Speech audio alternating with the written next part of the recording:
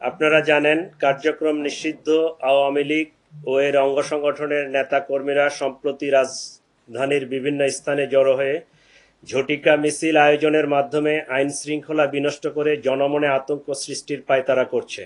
অদ্য 24শে সেপ্টেম্বর 2025 রাজধানীর বিভিন্ন এলাকায় ঝটিকা মিছিলের চেষ্টা চালায়।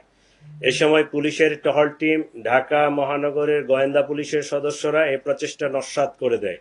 স্থানীয় জনসাধারণের সহায়তায় Bangladesh police, specially DMP police এবং আমাদের গোয়েন্দা পুলিশ এই সকল ঝটিকা মিছিল হতে আজকে এখন পর্যন্ত 244 জনকে গ্রেফতার করা হয়।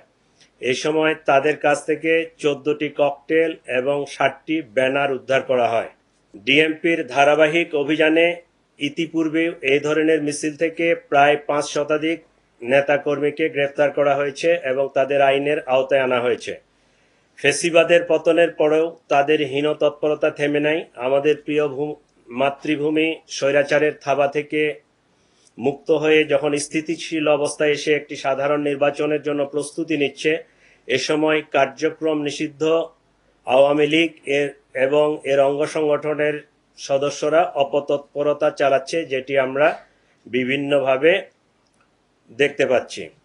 রাজধানীর আইন শৃঙ্খলা স্বাভাবিক রাখতে ঢাকা মেট্রোপলিটন পুলিশ নিরলস পরিশ্রম করে যাচ্ছে।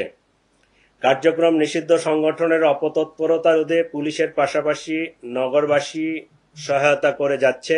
আমরা তাদের এই সহায়তাকে অ্যাপ্রিসিয়েট করি। আজকে তারা আমাদেরকে এবং আমাদেরকে বেশ ভালোভাবে সহায়তা করেছে।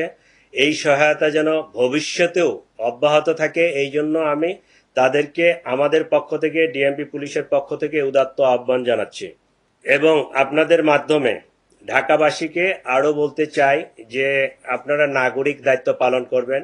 বিশেষ করে বিভিন্ন ফ্ল্যাটে, আবাসিক হোটেলগুলোতে, বিভিন্ন ছাত্রাবাসে এবং এই সমস্ত জায়গায় যদি কোনো নিষিদ্ধ সংগঠনের লোকজন থাকে, জমায়েত থাকে বা তারা কোনো অপতৎপরতা করে, তাহলে আমাদেরকে যদি আপনারা অগ্রিম জানাতে পারেন, তাহলে আমরা কিন্তু এটা আরও ইফেক্টিভলি মোকাবেলা করতে পারবো, তাদেরকে আইনের আওতায় নিয়ে আসতে পারবো। আপনাদের সকলকে ধন্যবাদ।